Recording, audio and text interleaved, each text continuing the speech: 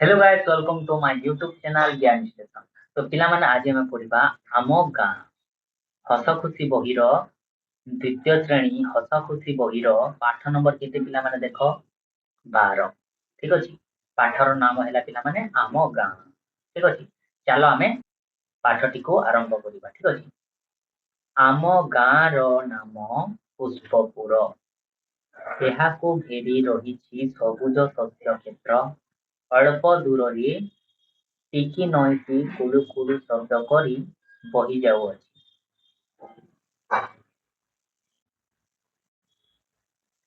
ପିଲାମାନେ ଦେଖ, ଆମ ଗାଁ ନାମ ପୁଷ୍ପପୁର। ତୁମର ବି ଗୋଟେ ଗାଁ ଥିବ, ତୁମର ଗାଁର ନାମ ମଧ୍ୟ ଥିବ, ହଁ ନା ନାଇଁ? ସେପରି ଗୋଟେ ଗାଁ ଅଛି, ସେ ଗାଁର ନାମ କଣ ପିଲାମାନେ? ପୁଷ୍ପପୁର। ଠିକ ଅଛି। ଏହାକୁ ଘେରି ରହିଛି ସବୁଜ ଶସ୍ୟ କ୍ଷେତ୍ର। ସବୁଜ ସବୁଜ ଶସ୍ୟ କ୍ଷେତ୍ର ତାହାକୁ ଘେରି ରହିଛି। ଠିକ ଅଛି। ଗାଁର ଚାରିପଟେ ଅଛି, ହଁ ନା ନାଇଁ? ତାପରେ ଦେଖ, ଅଳ୍ପ ଦୂରରେ ଟିକି ନଈଟି କୁଳୁ କୁଳୁ ଶବ୍ଦ କରି ବହି ଯାଉଛି। ଗାଁ ଠାରୁ ଆଉ ଟିକେ ଅଳ୍ପ ଦୂରରେ ଗୋଟିଏ ନଈ ଅଛି। ନଈରେ ପାଣିଟା କ'ଣ ହେଉଛି? କୁଳୁ କୁଳୁ ଶବ୍ଦ କରି ବହି ଯାଉଛି। ଠିକ୍ ଅଛି ପିଲାମାନେ, ବୁଝିଲ? ଗାଁ ମୁଣ୍ଡରେ ଶିବ ମନ୍ଦିର ଅଛି। ପିଲାମାନେ ତୁମେ ଦେଖିଥିବ, ଯେତେବେଳେ ତୁମେ ଗୋଟେ ଗାଁକୁ ଯିବ, ତା ଗାଁ ଯିବା ଆଗରୁ ଗାଁ ମୁଣ୍ଡରେ, ଗାଁ ସାମ୍ନାରେ, ଗାଁକୁ ଯେତେବେଳେ ପଶିବ ସେତେବେଳେ ହିଁ ଦେଖିବ ଗୋଟେ କଣ? ଶିବ ମନ୍ଦିର। ଠିକ ଅଛି। ଗାଁ ଅଧାରୁ ଅଧିକ ଲୋକ ଚାଷ କାମ କରି ପେଟ ପୋଷନ୍ତି। ଗାଁ ଅଧାରୁ ଅଧିକ ଲୋକ କଣ? ଚାଷ କାମ କରି ପେଟ ପୋଷନ୍ତି, ହଁ ନା ନାଇଁ? ଦେଖ, ଚାଷ କରୁଛନ୍ତି, ହଁ ନା ନାଇଁ ପିଲାମାନେ? ଦେଖ, ବିଲରେ ବଳଦ ସହିତ, ହଁ ନା ନାଇଁ, ଚାଷ କରୁଛନ୍ତି। କ୍ଷେତରେ ଧାନ, ଗହମ, ମୁଗ, ବିରି ଓ ଚିନା ବାଦାମ ଚାଷ କରନ୍ତି। କ୍ଷେତରେ କଣ କଣ ଚାଷ କରନ୍ତି ପିଲାମାନେ? ଧାନ, ଗହମ, ମୁଗ, ବିରି ଓ ଚିନା ବାଦାମ ଚାଷ କରନ୍ତି, ହଁ ନା ନାଇଁ? ତାପରେ ଦେଖ, ନିଜ ପରିବାର ଚଳିବା ପାଇଁ ଖାଦ୍ୟ ଶସ୍ୟ ରଖି ଅବଶିଷ୍ଟ ବିକ୍ରି କରିଥାନ୍ତି। ଏହା ଫଳରେ ଅନ୍ୟ ଲୋକମାନେ ସେ ସବୁ ସୁବିଧା ପାଇପାରନ୍ତି। ଦେଖ ପିଲାମାନେ, ଯେତେବେଳେ ତୁମେ ଚାଷ, ଆମେ ମାନେ ଦେଖ, ଯେତେବେଳେ ସେମାନେ ଚାଷ କରନ୍ତି କ୍ଷେତରେ, ଠିକ ଅଛି, ତ ନିଜ ପରିବାର ଚଳିବା ପାଇଁ ଯେତିକି ଦରକାର ସେତିକି ରଖନ୍ତି, ଆଉ ବାକି ଯେତେ ସବୁ ବିକ୍ରି କରିଥାନ୍ତି, ହଁ ନା ନାଇଁ ପିଲାମାନେ? ଖାଇବା ପାଇଁ ସେମାନଙ୍କୁ ଯେତେ ଦରକାର ସେତେ ସେମାନେ ରଖନ୍ତି, ଆଉ ଯେତେ ସବୁ ବିକ୍ରି କରିଥାନ୍ତି, ଯାହା ଫଳରେ ସେମାନେ ପଇସା ରୋଜଗାର କରିପାରିବେ, ଯାହା ଫଳରେ ସେମାନେ ପଇସା ରୋଜଗାର କରିପାରିବେ, ପଇସା ପାଇପାରିବେ। ଠିକ ଅଛି। ବିକ୍ରି କରିକି ଏହା ଫଳରେ ଅନ୍ୟ ଲୋକମାନେ ସେ ସୁବିଧା, ସେ ସବୁ ସୁବିଧାରେ ପାଇପାରନ୍ତି, ସେମାନେ ମଧ୍ୟ ସୁବିଧା ପାଇପାରିବେ, ହଁ ନା ନାଇଁ? ଖାଦ୍ୟକୁ ବିକିଲେ, ଯେ ଗହମ, ଧାନ, ମୁଗ, ବିରି ଯାହା ବିକିବେ, ହଁ ନା ନାଇଁ, ସେମାନେ ମଧ୍ୟ ସୁବିଧା ପାଇପାରିବେ। ଠିକ ଅଛି। ଖାଦ୍ୟ ଖାଇବା ପାଇଁ। ଠିକ ଅଛି। ଗାଁ ଆଉ କେତେକ ଲୋକ କାଠରେ ଖଟ, ଚୌକି, ଟେବୁଲ, କବାଟ ଓ ଝରକା ଆଦି ତିଆରି କରନ୍ତି। ଗାଁରେ ପିଲାମାନେ କେତେ ଲୋକ ଅଛନ୍ତି, ସେମାନେ କଣ କରନ୍ତି? କାଠରେ ଖଟ, ଚୌକି, ଟେବୁଲ, କବାଟ, ଝରକା ଆଦି ତିଆରି କରନ୍ତି, ବନାଇଥାନ୍ତି। ଦେଖ, ଏ ଲୋକଟି ଦେଖ, ଟେବୁଲ, ହଁ ନା ନାଇଁ, ସେମିତି ତିଆରି କରୁଛି କାଠ ସାହାଯ୍ୟରେ, ହଁ ନା ନାଇଁ? ଦେଖ, ସେପରି ଦେଖ, ସେମାନଙ୍କୁ କାଠ ମିସ୍ତ୍ରୀ କୁହାଯାଏ। ସେମାନଙ୍କୁ କଣ କୁହାଯାଏ ପିଲାମାନେ? ସେମାନଙ୍କୁ କାଠ ମିସ୍ତ୍ରୀ କୁହାଯାଏ। ଏଇଟା ଜଣେ କାଠ ମିସ୍ତ୍ରୀ। ଠିକ ଅଛି। କାହିଁକି ଜାଣିଛ? ସେମାନେ କାଠରେ ଖଟ, ଚୌକି, ଟେବୁଲ, କବାଟ ଓ ଝରକା ଆଦି ତିଆରି କରନ୍ତି। ତେଣୁ ସେମାନଙ୍କୁ କଣ କୁହାଯାଏ? କାଠ ମିସ୍ତ୍ରୀ କୁହାଯାଏ। ବୁଝିଲ? ତାପରେ ଦେଖ, ଯାହାର ଯେଉଁ ଜିନିଷ ଦରକାର ସେ ତାର ଉଚିତ ଦାମ ଦେଇ ସେମାନଙ୍କ ଠାରୁ କିଣିଥାନ୍ତି। ଦେଖ ପିଲାମାନେ, ଯାହାର ଯେଉଁ ଜିନିଷ ଦରକାର, ଯେମିତିକି ଦେଖ, ଖଟ ହଉ, ଚୌକି ହଉ, ସେ ଟେବୁଲ ହଉ, ଯେକୌଣସି ଜିନିଷ ଉଚିତ ଦାମ ଦେଇ ସେମାନଙ୍କ ଠାରୁ କିଣିଥାନ୍ତି। ଠିକ ଅଛି। ଭଲ ମୂଲ୍ୟରେ ସେମାନେ କିଣିଥାନ୍ତି। ତାପରେ ଦେଖ, ଗାଁରେ ନାନା ପ୍ରକାର ପର୍ବପର୍ବାଣି ପାଳିତ ହୁଏ। ଲୋକମାନେ ପରସ୍ପର ମିଳିମିଶି ମନ ଫୁର୍ତ୍ତିରେ ପର୍ବପର୍ବାଣି ପାଳିଥାନ୍ତି। ଗାଁର ପରିବେଶକୁ ସବୁଜ ସତେଜ ରଖିବା ପାଇଁ ଲୋକମାନେ ବୃକ୍ଷରୋପଣ କରନ୍ତି। ଫଳରେ ଗାଁ ଠାରୁ ଅଳ୍ପ ଦୂରରେ ସୁନ୍ଦର ଜଙ୍ଗଲଟିଏ ସୃଷ୍ଟି ହୋଇଛି। ଏଥିରୁ ସ୍ପଷ୍ଟ ଜଣାପଡ଼େ ଯେ ସତ୍ ପରିଶ୍ରମ କେବେ ହେଲେ ନିଷ୍ଫଳ ହୁଏ ନାହିଁ। ପିଲାମାନେ ଦେଖ ଗାଁରେ ନାନା ପ୍ରକାର ପର୍ବପର୍ବାଣୀ ପାଳିତ ହୁଏ। ହଁ ନାଇଁ, ପର୍ବପର୍ବାଣୀ ପାଳିତ ହୁଏ। ହଁ ନାଇଁ ପିଲାମାନେ ଦେଖ, ତାପରେ ଦେଖ ଲୋକମାନେ ପର୍ବପର୍ବାଣୀ କହିଲେ ପିଲାମାନେ ବୁଝିଲ କି ନାହିଁ? ଲୋକମାନେ ପରସ୍ପର ମିଳିମିଶି ମନ ଫୁର୍ତ୍ତିରେ ପର୍ବପର୍ବାଣୀ ପାଳିଥାନ୍ତି। ହଁ, ନାଚ ଗୀତ ଆନନ୍ଦ ସବୁ କିଛି କରନ୍ତି, ପର୍ବପର୍ବାଣୀ ପାଳିଥାନ୍ତି। ହଁ ନା? ଗାଁର ପରିବେଶକୁ ସବୁଜ ସତେଜ ରଖିବା ପାଇଁ ଲୋକମାନେ ବୃକ୍ଷରୋପଣ କରନ୍ତି। ଦେଖ ବୃକ୍ଷ ଦେଖ ଏଇଟା ଦେଖିପାରୁଥିବ, ଦେଖ ଯେତିକି ବୃକ୍ଷ ରୋପଣ କରନ୍ତି ପିଲାମାନେ, ଠିକ ଅଛି, ଜଗାଇଥାନ୍ତି। କାହିଁକି ଜାଣିଛ? ପରିବେଶକୁ ସବୁଜ ସତେଜ ରଖିବା ପାଇଁ ଲୋକମାନେ ବୃକ୍ଷରୋପଣ କରନ୍ତି। ବୃକ୍ଷରୋପଣ କଲେ ପିଲାମାନେ କଣ ହୋଇଥାଏ ଜାଣିଛ? ଅକ୍ସିଜେନ ମଧ୍ୟ ମିଳିଥାଏ ଆମକୁ। ହଁ ନା ନାହିଁ?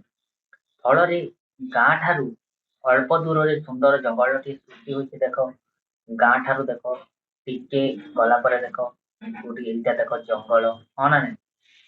ଜଙ୍ଗଲ ସେ ସୃଷ୍ଟି ହୋଇଛି। ଏଥିରୁ ସ୍ପଷ୍ଟ ଜଣା ପଡେ ଯେ ସତ୍ ପରିଶ୍ରମ କେବେ ହେଲେ ନିଷ୍ଫଳ ହୁଏନି। ପିଲାମାନେ ଯଦି ତୁମେ ଭଲରେ ପାଠ ପଢିବ ତାହେଲେ ତୁମେ ମାନେ ପରୀକ୍ଷାରେ ପାସ୍ କରିବ ଆଉ ଭଲ ମାର୍କ ମଧ୍ୟ ପାଇପାରିବ ଆଉ ଭଲ କାମ କରିବ, ତେବେ ସଫଳ ହେବ। ତେଣୁ ପରିଶ୍ରମ କେବେ ହେଲେ ନିଷ୍ଫଳ ହୁଏ ନାହିଁ। ବୁଝିଲ ପିଲାମାନେ? ଦେଖ ଏଇଟା ଦେଖ ଗଛ ଅଛି। ହଁ ନା ନାହିଁ? ଦେଖ ଏଇଟା ମାନେ ଗଛ ଅଛି। ହଁ ନା ନାହିଁ? ଏଇଟା ଦେଖ ଜଙ୍ଗଲ ଅଛି। ହଁ ନା ନାହିଁ? ବୁଝିପାରିଲ? ଏବେ ଦେଖ ଗାଁରେ ବହୁତ ଲୋକ ଫୁଲ ଚାଷ କରୁଥିବାରୁ ଗାଁଟିର ନାମ ପୁଷ୍ପପୁର ରଖାଯାଇଛି। ପିଲାମାନେ ଗାଁର ନାମ କଣ?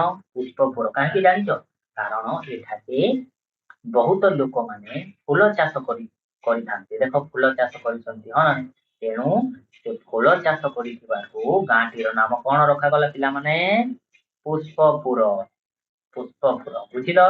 ଠିକ ଅଛି। ଏବେ ଦେଖ ଆଗକୁ ଦେଖିବା ପିଲାମାନେ, ଗାଁର ଅଳ୍ପ କିଛି ଲୋକ ମାଟିରେ ହାଣ୍ଡି ମାଠିଆ ସରା ଗଢନ୍ତି।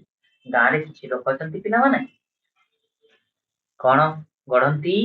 ମାଟିରେ ହାଣ୍ଡି ମାଠିଆ ସରା ଗଢନ୍ତି। ଦେଖ ଏଇଟା ଦେଖ ମାଠିଆ। ହଁ ନା ନାହିଁ? ଏଇପରି ଦେଖ ସେମାନେ କେମିତି ତିଆରି କରୁଛନ୍ତି। ହଁ ନା ନାହିଁ ପିଲାମାନେ? ଦେଖ ଦେଖିପାରୁଥିବ। ଠିକ ଅଛି। ତାପରେ ଦେଖ ଆଉ କେତେକ ଲୋକ ଲୁହା କାମ କରି ପେଟ ପୋଷନ୍ତି। ସେମାନେ ଦା କଟୁରୀ ପନିକି ପିଠା ଖଡିକା କୋଡି କୋଦାଳ ଆଦି ତିଆରି କରନ୍ତି। ଦେଖ ଏମାନେ ମଧ୍ୟ ଦେଖ ଆଉ କେତେକ ଲୋକ ଅଛନ୍ତି ଲୁହା କାମ କରି ସେମାନେ ପେଟ ପୋଷନ୍ତି। ପିଲାମାନେ ଠିକ ଅଛି, ଲୁହା କାମ କରିକି ସେମାନେ କଣ କରନ୍ତି? ପେଟ ପୋଷନ୍ତି। ଠିକ ଅଛି। ସେମାନେ ଦା କଟୁରୀ ପନିକି ପିଠା ଖଡିକା ଖଡି କୋଦାଳ ଆଦି ତିଆରି କରନ୍ତି। ଦେଖ ଏମାନେ ଦେଖ ଏଇଟା ଦେଖ କେମିତି ଧାର ଧାର ହୋଇଛି। ହଁ ନା? ଏଇଟା ସେମାନେ ଦେଖ ଓଳା ହେଇଛି, ସେମାନେ ତିଆରି କରିଥାନ୍ତି। ଠିକ ଅଛି। ତାପରେ ଦେଖ କେତେକ ଲୋକ ଗ୍ରାମବାସୀ ମାନଙ୍କର ମଇଳା ଲୁଗା ଓ ପୋଷାକ ସଫା କରନ୍ତି। ସେଗୁଡିକ ସାବୁନ ଓ ଲୁଗା ସଫା ପାଉଡରରେ ସଫା କରନ୍ତି ଓ ଇସ୍ତ୍ରୀ କରି ପାରିଶ୍ରମିକ ନିଅନ୍ତି। ପିଲାମାନେ ଦେଖ କେତେକ ଲୋକ ଅଛନ୍ତି ଗ୍ରାମବାସୀ ମାନଙ୍କର ମଇଳା ଲୁଗା ସଫା କରନ୍ତି। ଦେଖ ସଫା କରୁଛନ୍ତି। ହଁ ନା ଲୁଗା, ଠିକ ଅଛି, ସଫା କରୁଛନ୍ତି। ତାପରେ କଣ କରିବେ? ସେଗୁଡିକୁ ସାବୁନ ଓ ଲୁଗା ସଫା ପାଉଡରରେ ସଫା କରନ୍ତି। ସାବୁନ ସେ ଲୁଗା ଗୁଡା ଯେମିତି ଆମେ ନିର୍ମାରେ ସଫା କରିଥାଉ ନା, ସେପରି ଦେଖ ସେମାନେ ସଫା କରୁଛନ୍ତି ଆଉ ଇସ୍ତ୍ରୀ କରି ପରିଶ୍ରମିକ ନିଅନ୍ତି। ସେମାନେ ଇସ୍ତ୍ରୀ କରିବେ ପିଲାମାନେ ଆଇରନ୍। ଠିକ ଅଛି। ବୁଝିଲ? ଦେଖ ଗାଁର କିଛି ଲୋକ ନଈ ନାଳ ପୋଖରୀରେ ମାଛ ଧରି ପେଟ ପୋଷନ୍ତି। କେତେକ ଲୋକ ଗାଈ ମଇଁଷି ପାଳନ କରନ୍ତି। ସେମାନେ କ୍ଷୀର ବିକ୍ରି କରି ଜୀବିକା ନିର୍ବାହ କରନ୍ତି। ଦେଖ ପିଲାମାନେ ଗାଁରେ କିଛି ଲୋକ ଅଛନ୍ତି, ଦେଖ ଗାଈ ଗୋରୁ ଅଛନ୍ତି। ହଁ ନା ନାହିଁ? ଏଇଟା ଦେଖ ଗୋଟେ ଲୋକ। ହଁ ନା ନାହିଁ? ଗାଁର କିଛି ଲୋକ ନଈ ନାଳ ପୋଖରୀରୁ ମାଛ ବି ଧରନ୍ତି ଆଉ ପେଟ ପୋଷନ୍ତି। ଠିକ ଅଛି। ମାଛ ଧରିକି ବିକ୍ରି କରିକି ପେଟ ପୋଷନ୍ତି। ହଁ ନା? କେତେକ ଲୋକ ଗାଈ ମଇଁଷି ପାଳନ କରନ୍ତି। ଦେଖ ଏଇ ଗାଈ ମଇଁଷି ପାଳନ କରାଯାଇଛି। ହଁ ନା? ସେମାନେ କ୍ଷୀର ବିକ୍ରି କରି ଜୀବିକା ନିର୍ବାହ କରନ୍ତି। ସେମାନେ କ୍ଷୀର ଦେଇଥାଏ। ହଁ ନା? ଦେଖ କ୍ଷୀର ଦେଇଥାଏ ଏ ଗାଈ ଗୁଡିକ। ଠିକ ଅଛି। ତ ଗାଈକୁ ସେମାନେ କଣ କରନ୍ତି? କ୍ଷୀର ଦେଇଥାଏ। ସେ କ୍ଷୀରକୁ ବିକ୍ରି କରିକି ଏମାନେ ପେଟ ପୋଷିଥାନ୍ତି। ହଁ ନା? ତାପରେ ଦେଖ ଆମ ଗାଁ ବାଚସ୍ପତି ମହାରଣା ଜଣେ ମୂର୍ତ୍ତି କାରିଗର। ସେ ପଥରରେ ସୁନ୍ଦର ସୁନ୍ଦର ମୂର୍ତ୍ତି ତିଆରି କରନ୍ତି। ତାଙ୍କ ହାତର ସ୍ପର୍ଶ ପାଇ ପଥରର ମୂର୍ତ୍ତି ଜୀବନ୍ତ ହୋଇଉଠେ। ପିଲାମାନେ ଦେଖ ଆମ ଗାଁ କହିଲେ ପିଲାମାନେ ପୁଷ୍ପପୁର ଗାଁରେ ବାଚସ୍ପତି ମହାରଣା ଜଣେ ମୂର୍ତ୍ତି କାରିଗର। ତାଙ୍କ ନାମ କଣ? ବାଚସ୍ପତି ମହାରଣା। ଠିକ ଅଛି। ଇଏ ଜଣେ ମୂର୍ତ୍ତି ତିଆରି କରିଥିବା ଗୋଟେ ଲୋକ, କଲା। ଠିକ ଅଛି, କଳାକାର। ସେ ପଥରରେ ସୁନ୍ଦର ସୁନ୍ଦର ମୂର୍ତ୍ତି ତିଆରି କରନ୍ତି। ପଥରରେ ଦେଖ କେମିତି ସୁନ୍ଦର ମୂର୍ତ୍ତି ତିଆରି କରୁଛି, ହଁ ନା ନାଇଁ? ତାଙ୍କ ହାତରେ ସ୍ପର୍ଶ ପାଇ ପଥରର ମୂର୍ତ୍ତି ଜୀବନ୍ତ ହୋଇଉଠେ।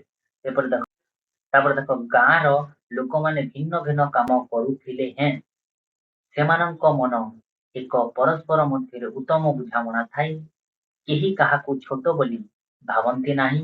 ସମସ୍ତେ ମିଳିମିଶି ଚଳନ୍ତି, ଏକାଠି ମିଶି ନିଷ୍ପତ୍ତି ନିଅନ୍ତି। ପିଲାମାନେ ଗାଁ ଲୋକମାନେ ଭିନ୍ନ ଭିନ୍ନ କାମ କରୁଥିଲେ ବି ସେମାନଙ୍କର ମନ ଏକ। ଠିକ ଅଛି।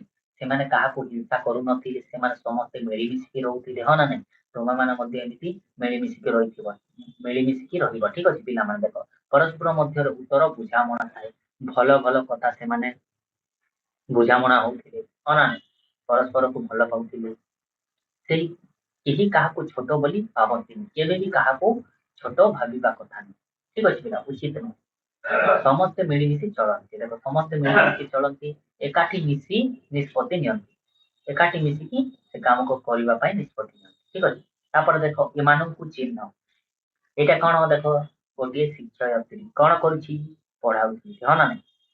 ଏଇଟା କଣ ଦେଖ, ଗୋଟିଏ ଦରଜିବାଲା କଣ କରୁଛି? ସିଲେଇ କରୁଛନ୍ତି, ହଁ ନା? ଏଇଟା ଦେଖ ଝାଡୁଦାର କଣ କରୁଛନ୍ତି? ଝାଡୁ ମାରୁଛନ୍ତି, ସଫା କରୁଛନ୍ତି। ଠିକ ଅଛି। ଏଇ ଜଣ ଦେଖ କଣ, ଗୋଟିଏ ଲୋକ କଣ କରୁଛନ୍ତି? ବାଳ କାଟୁଛନ୍ତି। ଠିକ ଅଛି। ଏଇ ଲୋକକୁ କଣ କୁହାଯାଏ? ଗୋଟେ କୋଲି। ଠିକ ଅଛି, ଗୋଟିଏ କୋଲି କୁହାଯାଏ। ତ ଏଇ ଲୋକ ଦେଖ କଣ କରୁଛି? ଗୋଟିଏ ଦୁଇଟା ବ୍ୟାଗକୁ ଧରିକି ନେଇ ଦଉଛି। ଠିକ ଅଛି, ସାହାଯ୍ୟ କରୁଛି ନେବାରେ। ଏଇ ଲୋକ କଣ? ଏଇଟା ଗୋଟେ କ୍ଷୀର ବାଲା, କ୍ଷୀର ବିକ୍ରି କରିଥାଏ, ହଁ ନା ନାଇଁ? ଏଇ ଲୋକ ଦେଖ ସେ ଜିନିଷ ପତ୍ର ଚପଳ ତିଆରି କରୁଛି, ହଁ ନା ନାଇଁ? ଦେଖ ଚପଳ ଦେଖିପାରୁଥିବ ନା? ଚପଳ କିମ୍ବା ଆଉ ଯେକୌଣସି ଜିନିଷ ସେ ତିଆରି କରିବାରେ ଲାଗିଛି। ଏ ଲୋକଟି କଣ ଦେଖ, ଗୋଟେ ବୈଜ୍ଞାନିକ ଗୋଟେ ଯନ୍ତ୍ର ନେଇକି ଦେଖ ପାଣି କିମ୍ବା ଯେକୌଣସି ଜିନିଷ ସେଇଟାକୁ କେମିତି ଧ୍ୟାନ ସହିତ ଦେଖୁଛି ଆଉ ତାର ଗୋଟିଏ କାମ କରୁଛି, ହଁ ନା ନାଇଁ? ଏବେ ବୁଝିପାରିଲ ପିଲାମାନେ? ଠିକ ଅଛି। ଏତେ ଥିଲା ଆଜିର ଭିଡିଓ। ଯେଉଁମାନେ ମୋ ଏଇ ଭିଡିଓକୁ ଆଗର ପାଠ ଯେଉଁମାନେ ଦେଖି ନାହାନ୍ତି ସେମାନେ ପ୍ଲିଜ ମୋ ପ୍ଲେଲିଷ୍ଟକୁ ଯାଇକି ଭିଡିଓଟି ଦେଖି ନିଅନ୍ତୁ, ଯାହା ଫଳରେ ତୁମମାନେ ବୁଝିପାରିବ। ଠିକ ଅଛି। ଆଉ ପୁଣି ନେକ୍ସଟ ଭିଡିଓରେ ଦେଖା ହେବା ଆଉ ଏହାର ଅଭ୍ୟାସ କାର୍ଯ୍ୟ କରିବା। ଠିକ ଅଛି। ଥ୍ୟାଙ୍କ୍ସ ଫର ୱାଚିଂ ମାଇ ଭିଡିଓ।